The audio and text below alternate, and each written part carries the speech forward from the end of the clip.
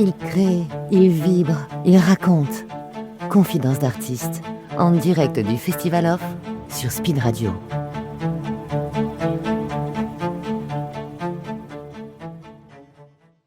On se retrouve en direct du Festival d'Avignon avec un nouveau spectacle qui s'appelle Les Salles d'attente du 4 au 25 juillet à 18h50 au Théâtre de l'Observance. Et je suis en compagnie de l'acteur Eddy. Eddy, bonjour. Bonjour, merci de votre accueil. Je vous en prie.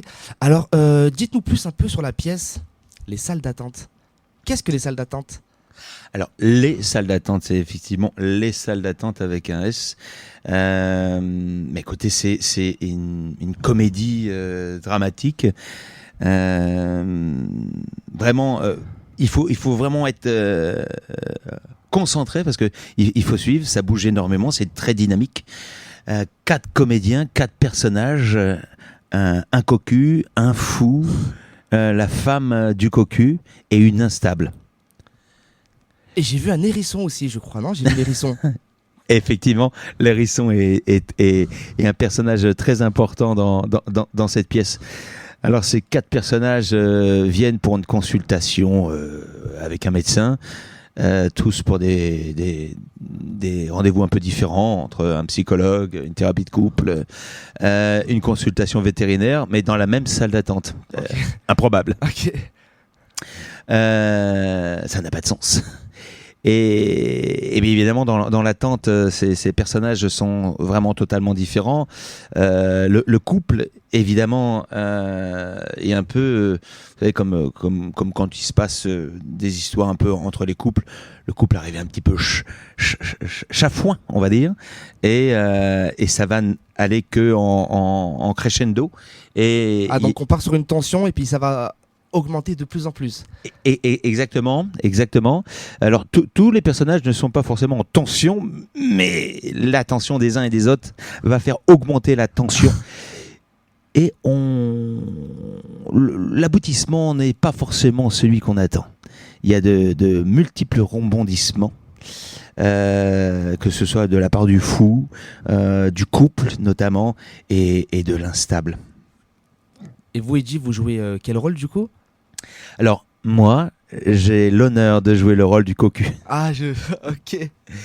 Évidemment, alors pour ce rôle, je suis aussi en partenaire avec un autre acteur qui joue ce début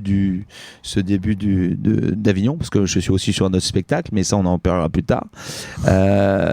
Mais effectivement, je joue le rôle du cocu. J'ai découvert cette pièce il y a plus d'1 an. Et j'ai eu le plaisir de rencontrer David Diol, qui est le metteur en scène et celui qui a écrit la pièce. On s'est rencontrés sur un autre projet.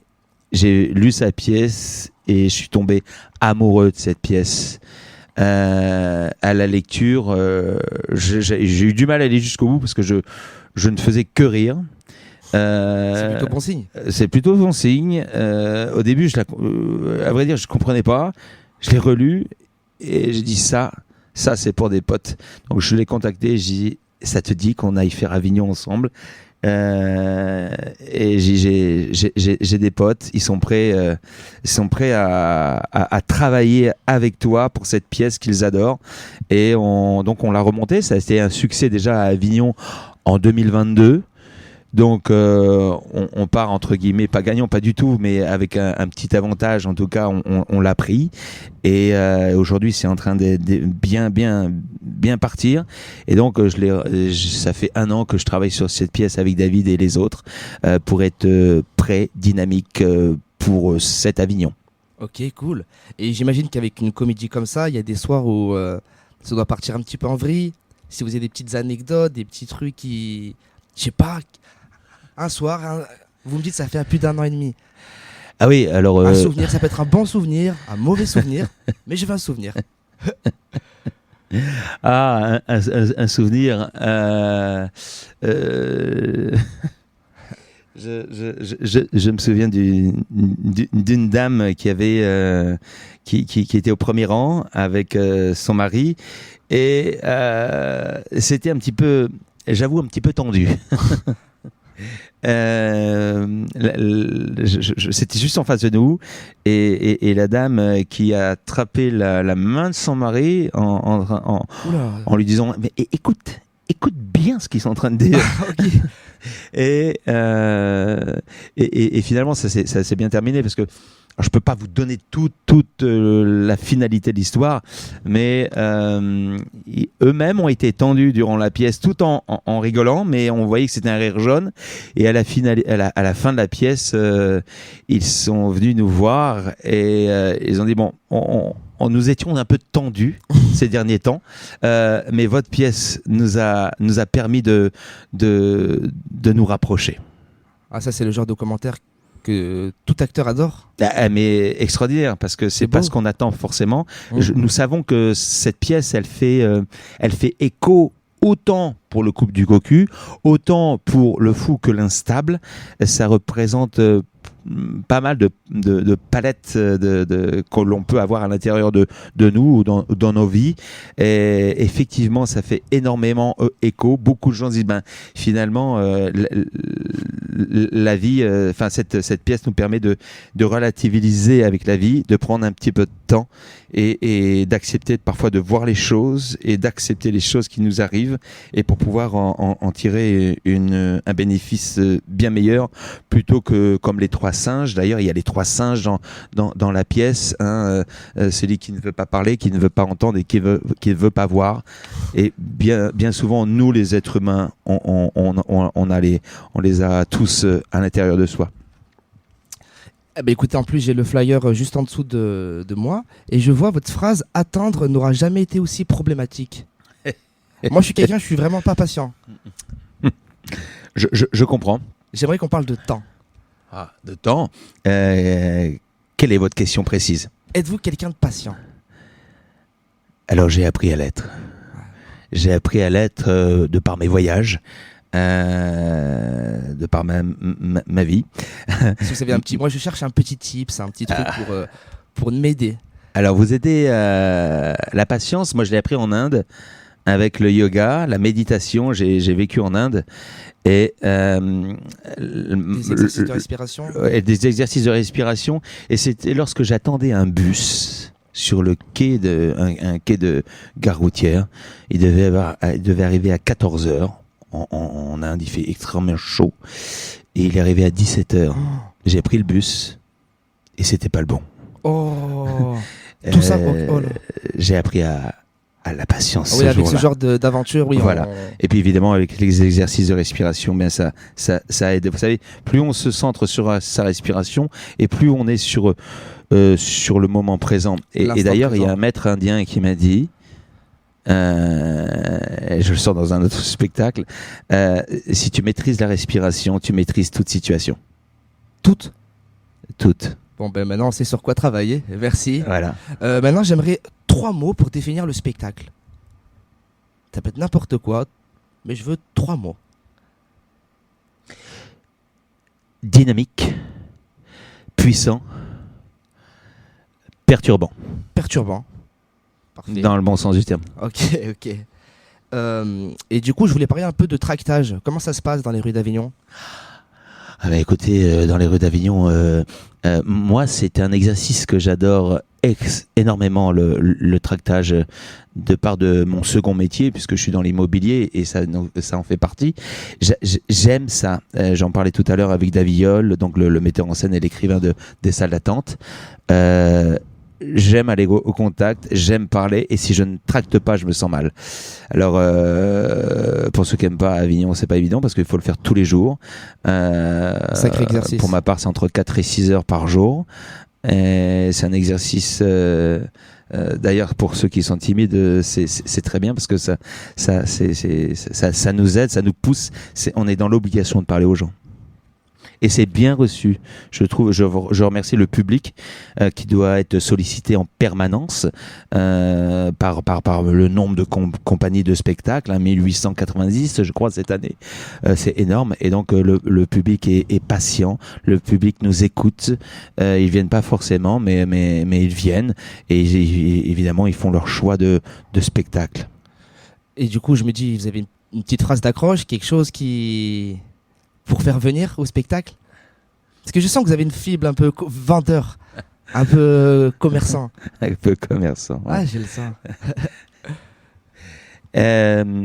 Alors, c'est simple. Imaginez que vous vous retrouvez dans une salle d'attente avec 4 personnes autour de vous, enfin 3 personnes autour de vous, totalement à l'opposé de qui vous êtes, avec des symptômes ou des raisons pour lesquelles vous venez totalement différents que les vôtres, et surtout avec une vibration autour de vous complètement à l'opposé de vous-même, entre le fou et l'instable qui a perdu son hérisson, qui son mec n'arrête pas de l'appeler pour des raisons complètement loufoques, et un fou qui vous donne en permanence des leçons.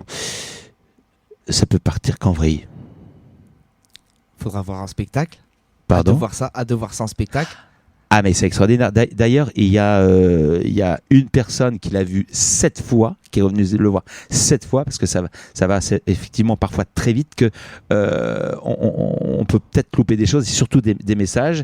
Et une autre personne qui est venue le voir 14 fois. 14 fois. Pas parce qu'il comprenait pas, parce que ça lui plaisait. C'est cool, j'adore. Ouais, vraiment.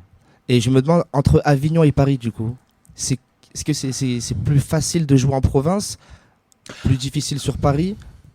J'avoue qu'il est beaucoup plus facile de jouer en province. Déjà, le public est vraiment différent. Il est beaucoup plus réceptif. Alors Avignon, c'est difficile de parler après le spectacle avec les gens, on le tente, mais quand on est en tournée, on a la possibilité après le spectacle de pouvoir parler avec les gens, les personnes viennent nous poser des questions, et c'est ça aussi qui est agréable et qui nous plaît. Donc je dirais que il est plus facile de jouer, et plus facile d'avoir un contact public en province. Et vous préférez du coup jouer sur Paris ou en province? J'avoue que je joue très peu sur Paris. J'aime vraiment la province. J'aime vraiment la tournée, c'est notre énergie. Et alors, je ne critique aucun public. Non, sans jugement, bien sûr. Sans jugement. Mais en même temps, Paris, ils ont 400 spectacles par jour à l'année. Donc, c'est facile de passer de l'un à l'autre. Alors qu'en province, c'est différent. Et j'avoue qu'on se sent beaucoup plus accueillis et écoutés peut-être. Et un public beaucoup plus sensible.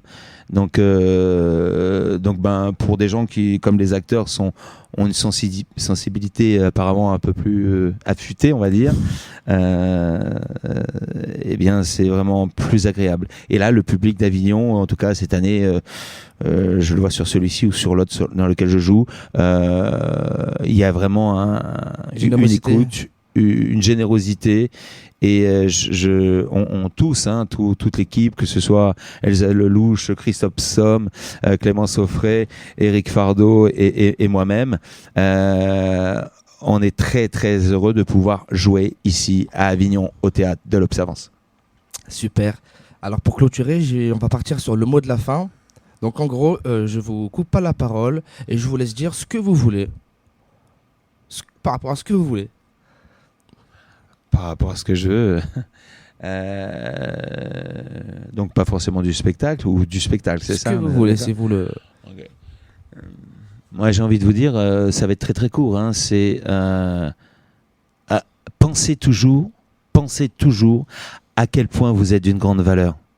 Parce que souvent on a des pensées, on se parle très mal envers soi-même, alors que nous sommes tous d'une grande valeur. Il faut en prendre conscience, il faut le vivre, et aimez-vous d'abord, et après, plus tard, on verra si on arrive à aimer les autres. Mais de toute façon, je pense que ça viendra naturel. Donc, si j'ai une seule phrase à vous dire, pensez toujours à quel point vous êtes d'une grande valeur. Merci Eddy. Donc je rappelle le spectacle Les Salles d'attente au théâtre de l'Observance. Quel jour de relâche vous m'avez dit, ou c'est tous les jours? Relâche le mercredi. Relâche le mercredi, tous les jours, du 4 au 25 juillet à 18h50, théâtre de l'Observance. Merci Eddy. Merci de votre invitation et à très bientôt. Merci.